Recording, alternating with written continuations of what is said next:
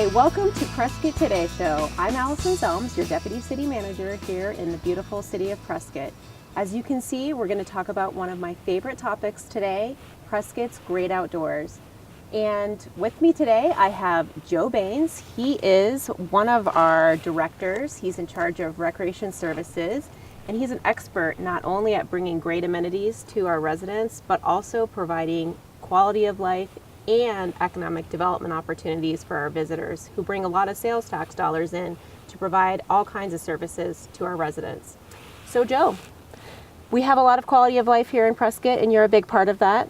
What people might not know is that is also how we bring in sales tax dollars to the community. Can you tell us a little bit about the beautiful park that we're in today? I can. We're at Watson Lake this morning. It's a 160-acre lake. Obviously, it's in the Dells, which is unique to the United States, if not the world. So we get a lot of visitation based on that.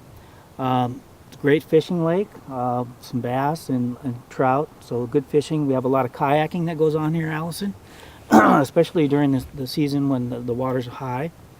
And then, like I say, a lot of fishing and just a lot of water sports in general. It's non-motorized, so there's no motorized boats, which is good because the public then doesn't have to deal with the wake and things like that. That's great. It's very peaceful out here today. It is. This is another spot, not necessarily this spot, but all the way around the lake where we see a lot of people who paint. And the reason they do that, from what I understand, I'm not a painter, but is that the colors change throughout the day, from the morning to the afternoon to the evening, because of the dells and because of the shadows. It makes for a really nice place for people who like to paint. And probably part of the reason that it's so peaceful out is because although there's some people kayaking out here behind us right now, we actually don't just have one lake in Prescott. Correct. We have two other lakes that the city of Prescott is in charge of, and that's Willow Lake, which is a 347-acre lake just to the west of this lake. And it's a little shallower lake. It's a great bass habitat. We again get a lot of kayakers at that lake as well. We have a trail system that go all the way around both the lakes, which I'll get into a little bit later. And then we also have Goldwater Lake, which is unique because it's up in the Ponderosa Pines, right at 6,000 foot elevation. It's about a 20-acre lake, and again surrounded by Ponderosa Pines, so it's a little cooler in the summer. And really, just a couple weeks ago, a 22-pound catfish was caught out of there. It does have the state record sunfish, was caught out of Goldwater Lake in the late 90s. And we just stocked a new kind of trout in there through Game and Fish, who manages the fisheries for the city of Prescott, a Gila trout, which they're a nice size fish and a good eating fish. So 3 lakes, all diverse. That's great. And now Goldwater Lake just had a bit of an expansion a few years ago. Can you tell us a little bit about that and what folks can do out there other than go fishing and catch the biggest fish in Arizona? Absolutely. There's a lot to do out there. At all of our lakes, we have ramadas that are for rent.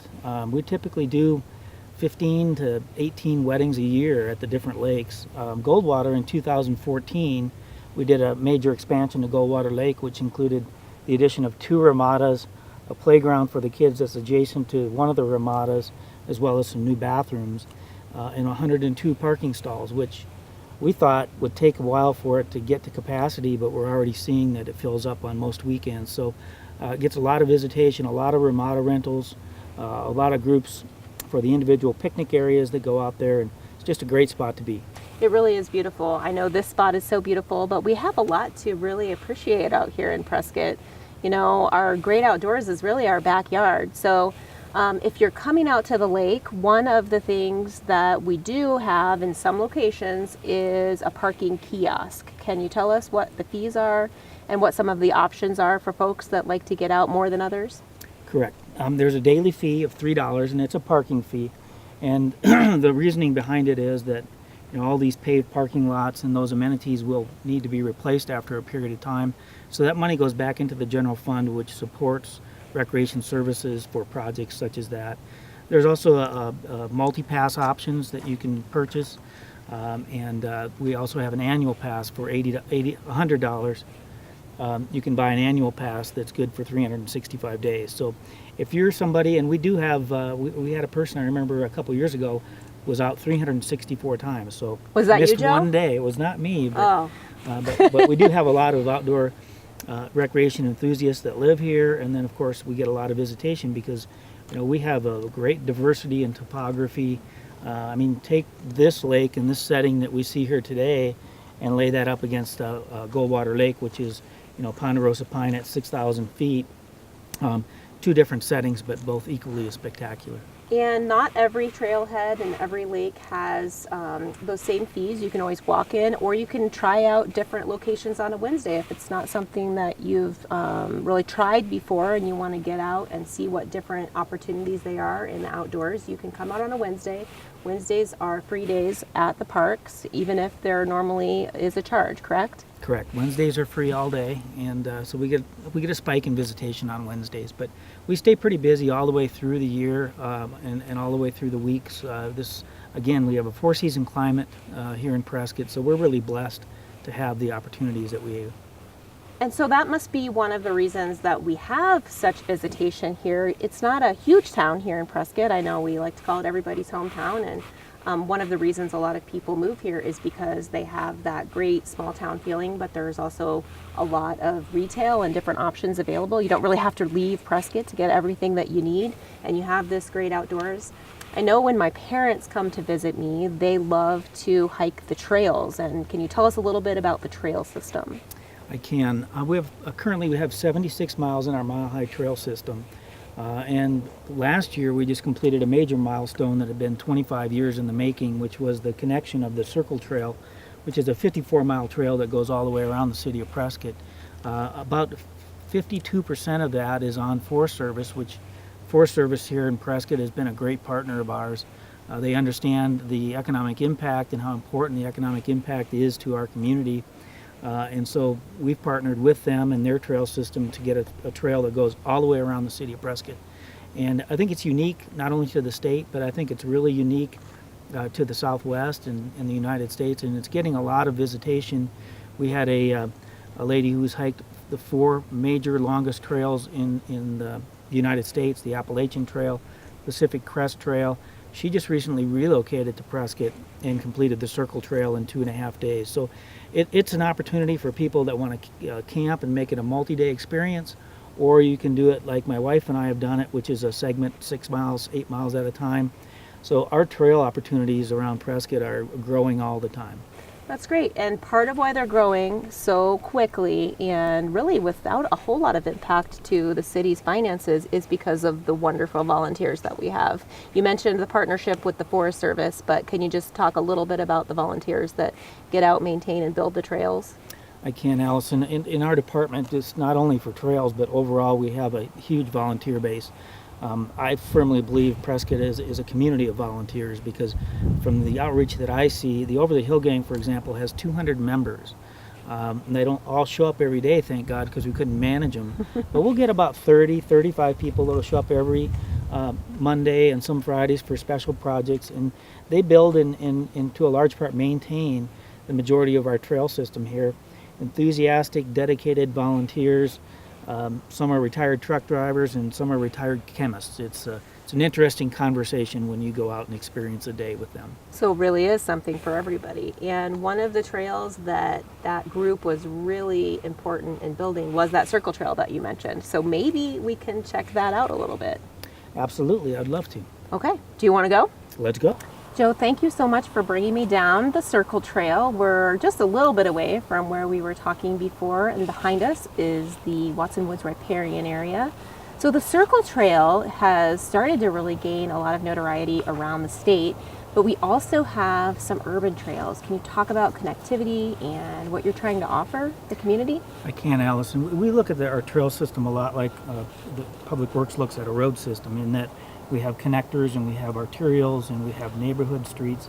Trails are a lot the same. The goal would be we want to connect businesses, we want to connect neighborhoods, we want to connect schools to provide alternative transportation options for people, to provide an experience where, for example, our Greenways trail system, which is more urban trail downtown, where you can go have breakfast in the morning and then go walk it off on the urban trails. And then those will connect again back to other trail systems. So really, it's all about connecting these through arterials. The Peavine is a great example. The goal has been for many years to connect to our neighboring communities through our trail system. currently we're connected through the Peavine Trail, which is right across the lake here out at Watson Lake. We connect to Prescott Valley through the Iron King Trail system that's off of the Peavine. And before too long, through development agreements to the north, we should be able to connect to our neighbors in Chino Valley. And then ultimately the goal would be to connect the Peavine back to the Greenways Trail to the downtown Prescott. And so that's how we look at our trail system, connectivity and opportunities for alternative forms of transportation. Well, that's great. So people can get connected to each other, to the outdoors, to recreation, and although we're on the Circle Trail, and you mentioned the Greenways Trail, it really is something for every level of hiker. Whether you're 75 years old and getting out on the trail, or you're a youngster, you really can't get lost on the trails because we have a couple of different ways of getting people around. We do. First of all, on the city's website, we have great trail maps that will allow you to access, that will give you elevation and difficulty of trail.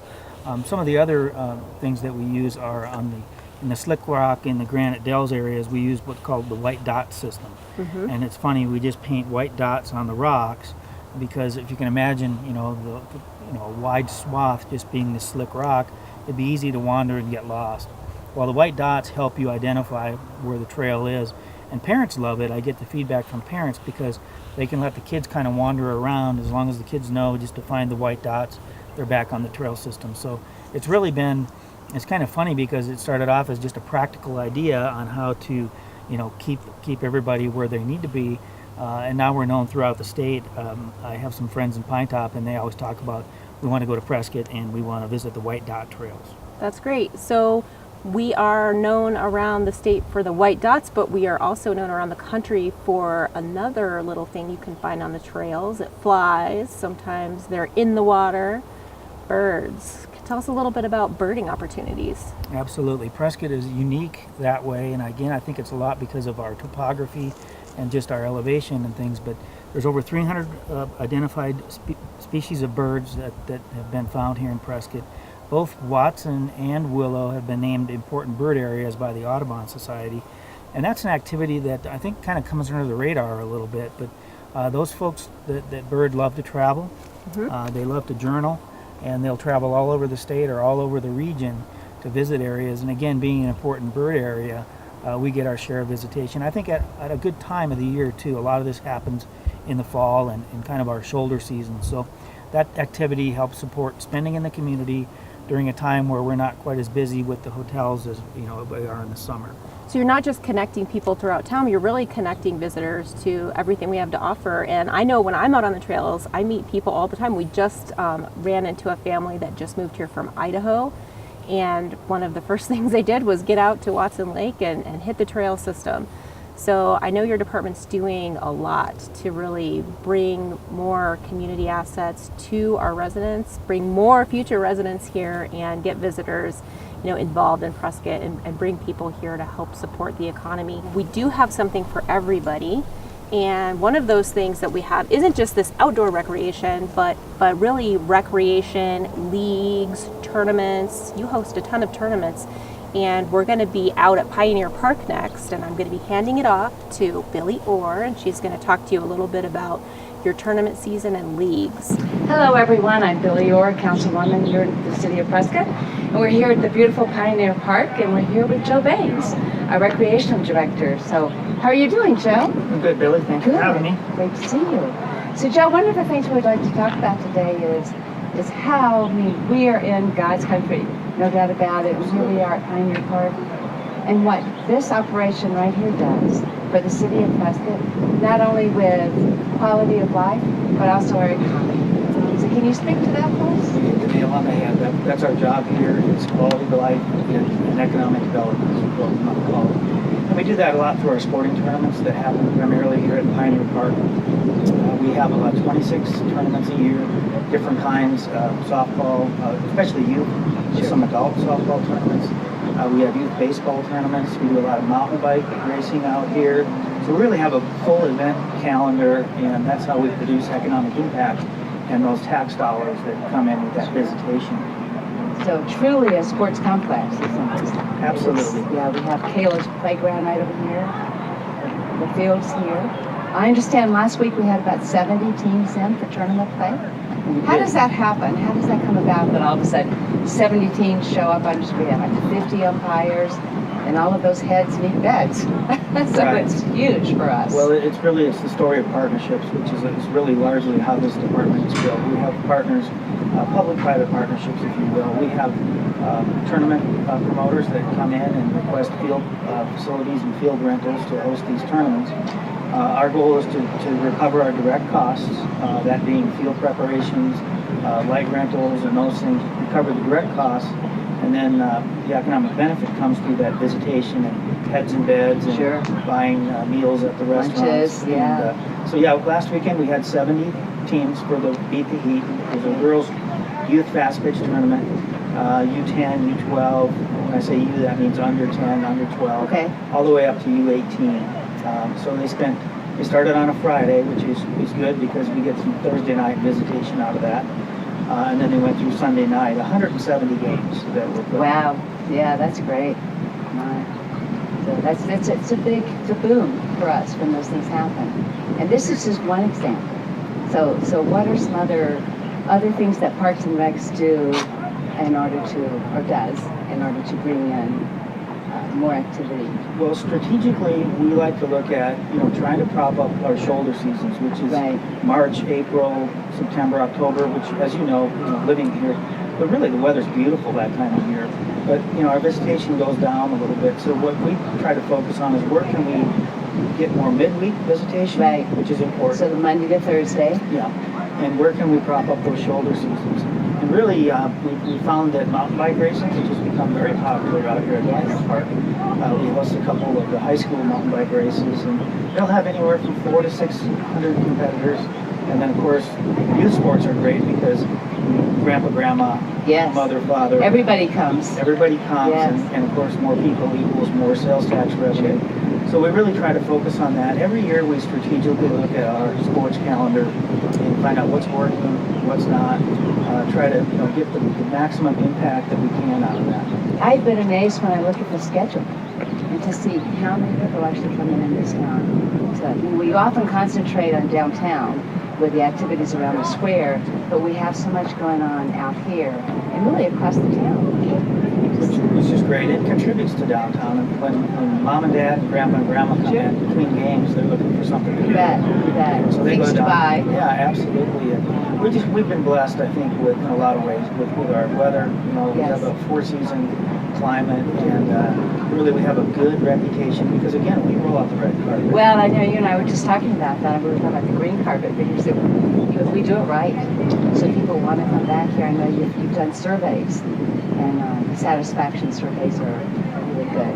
Yeah, we've won, I believe it's 26 consecutive James Farrell Awards, which you have to have over 95% rating, and that is they rate souvenirs, they rate condition of facilities, they rate umpires, they rate all these things, and we're proud of that. And it started in 1957 with A.C. Williams when the department was founded, and A.C. was known across the state, and he's actually in the National Hall of Fame, the Softball Hall of Fame. So he set the table, and I'm just proud that we can continue that tradition, and we take a lot of pride in that. Well, I want to thank you. I want to thank the city employees that work with you. They do a great job maintaining all of this. You don't have a huge staff, and it's amazing what you do.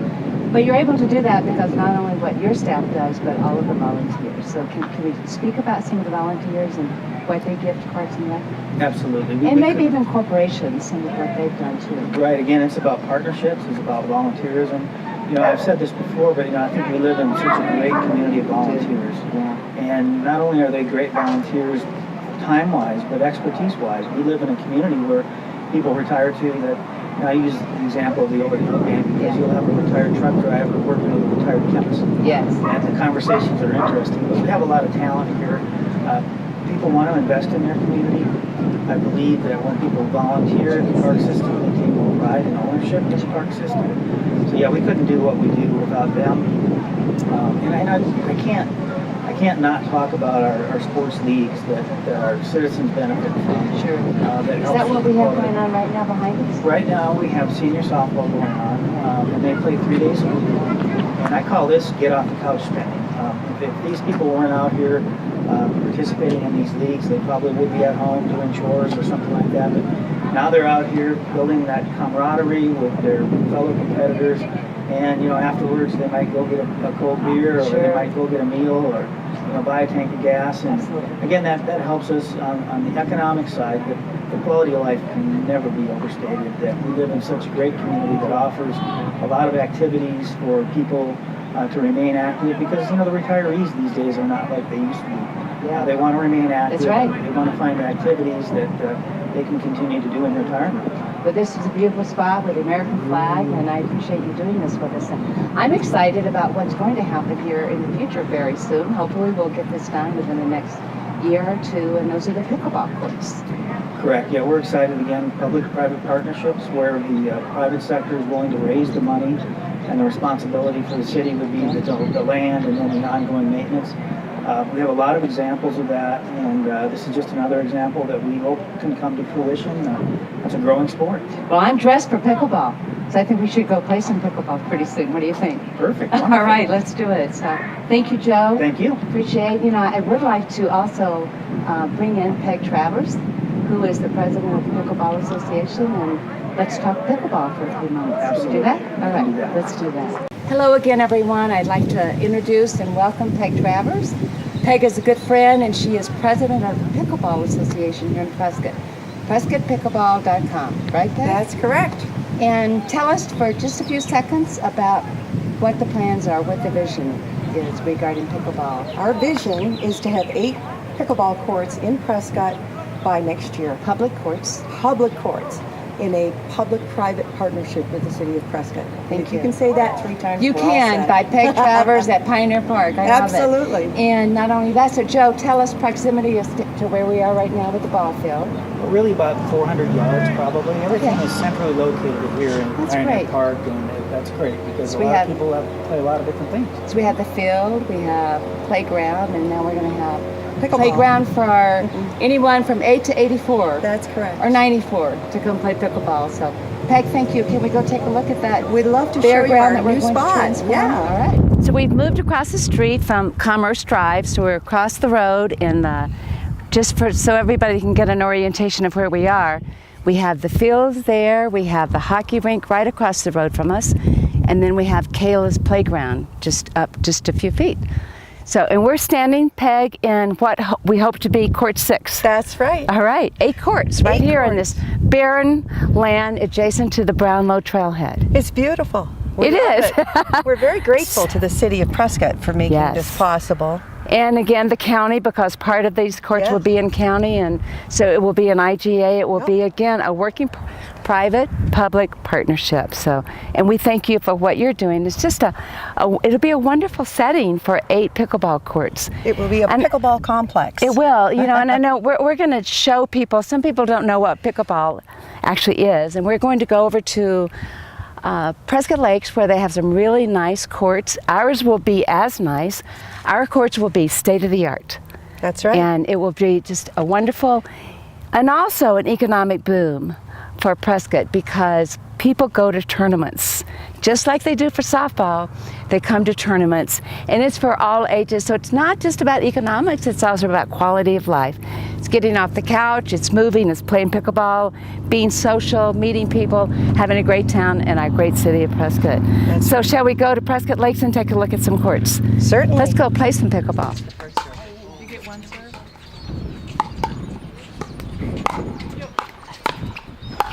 We're here at Prescott Lakes at their pickleball courts. Here we have 5 courts. They are private courts. That's why we would like to get 8 public courts in Prescott. It's a beautiful facility. We have some people playing in the background. And so, Peg, I know you and I first met here. We did. Playing We played pickleball together. You know, one of the things I love about pickleball is the social side of it. And again, we talked earlier about the quality of life. And getting you up, getting you moving. I've seen people that could hardly move start playing pickleball, and now they are amazing. So Pickleball is for everyone, and it's for all ages. So we have in Prescott today, we have children's programs. We have a pickleball training program at the Juvenile Detention Center, Yeah. Yavapai Juvenile Detention Center. We have a program for the vets. Yes. We have all kinds of things going on, and it's all volunteer led. Yeah, and I've talked to Joe Baines about getting some pickleball going, maybe like at the launch pad or with the Boys and Girls Club, Right. because it is certainly. I play with people that are 8 and are 84. Right. So it is a game for all. It's also a fun game.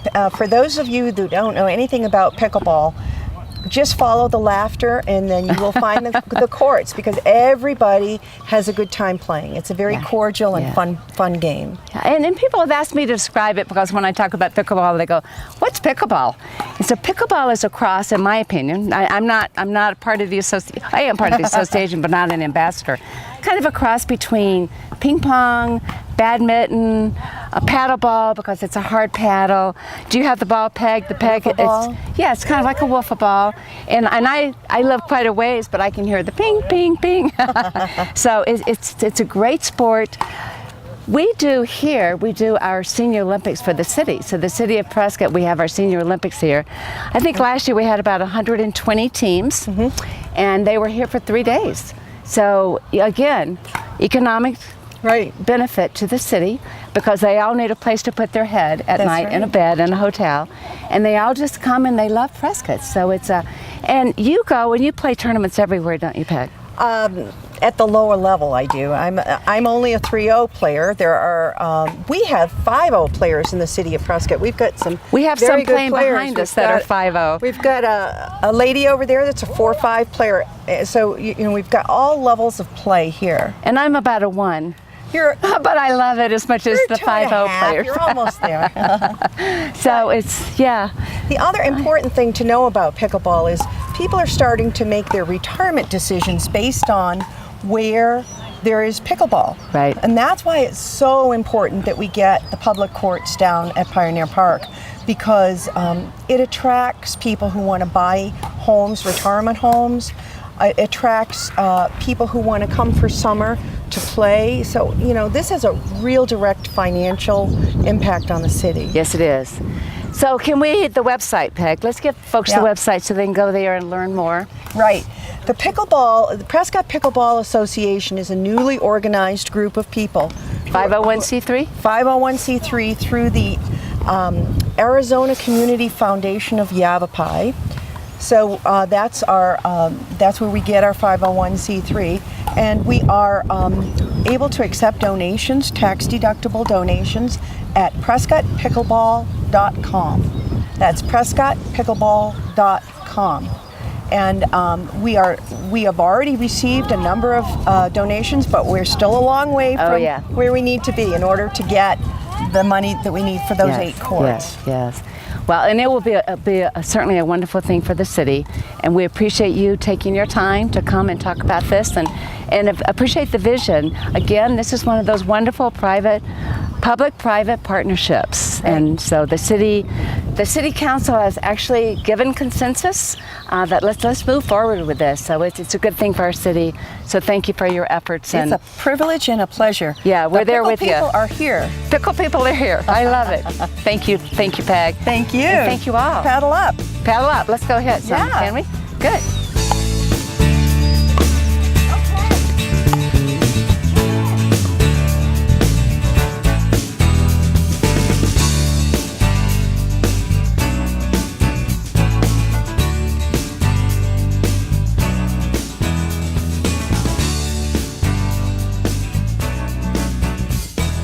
Well, we've been off the beaten path, and now we are back in the heart of downtown Prescott with the historic Courthouse Plaza in the background and historic Whiskey Row just beyond that. And this is quite a happening place pretty much every weekend between April and December. And Joe, can you tell us a little bit about what happens down here with special events? I can, Allison. This is a very active place. It's a beautiful, beautiful downtown, and so it sets up well for special events. So people like to host special events down here. We like to bring visitors down and experience downtown Prescott. Hopefully shop some of the local businesses and help support our local economy. So there's about 60 or so special events that happen in and around the Courthouse Plaza. We currently work with Prescott Unified School District to use some of their property to host some of the bigger events. We just had a big food truck festival called Urban Eats and Drinks. And I know that's one of your favorite things to do is eat in the downtown, whether it's from a food truck or at one of the great businesses we have down here. Absolutely, you're making me hungry right now. We have a lot of good businesses down here, a lot of unique restaurants. So we really try to get people downtown to experience the ambiance that Prescott has to offer. That's great, and we don't put those events on as a city, do we? We do not. We have a special event committee, so we have a process that the event promoters who want to host the events go through to make sure they have proper public safety, proper sanitary facilities and things like that, to make sure the events are safe and enjoyable for all of the residents and the visitors. That's great, and probably something that all of our viewing public out there wants to know is, when is the Downtown Concert Series? Can you tell us a little bit about that? I can. The Downtown Summer Concert Series happens midweek, which is great. We can get people to come out of their houses and experience the Courthouse Plaza. It starts here Memorial Weekend, the weekend after. This Thursday, for example, we've got the concert band playing on the square. So it's Tuesday nights, Thursday nights, and Friday nights. So it brings that midweek visitation, gives the residents something to do, and again, to be out on the grass on the Courthouse Plaza on a summer evening is a nice experience. Well, that's just one of the things you do. We've talked about trails, we've talked about the great outdoors, we've talked about the Circle Trail, we've talked about the lakes and fishing and everything there is for folks. We've covered some tournaments and also pickleball for those of you that are getting excited about that. And in our downtown, we have something for everybody with our summer events. And one of the things we're going to talk about next is going to be the economic impact that helps our city run and how all of those things work together to keep us moving. Well, we've talked about tourism, we've talked about the great outdoors, all of our tournaments, and the great amenities that make this a great place to live, but also a great place to visit. And those all connect together through economic development and the tourism dollars that keep this town running. And I'm here with Margot Christensen. She is the VP of Marketing for Ponderosa Hotels Management and one of our great tourism business operators here in Prescott. Well, thank you, Allison. Yes, I oversee the marketing and advertising and public relations for the Quality Inn, the Spring Hill Suites, and the Residence Inn here in Prescott.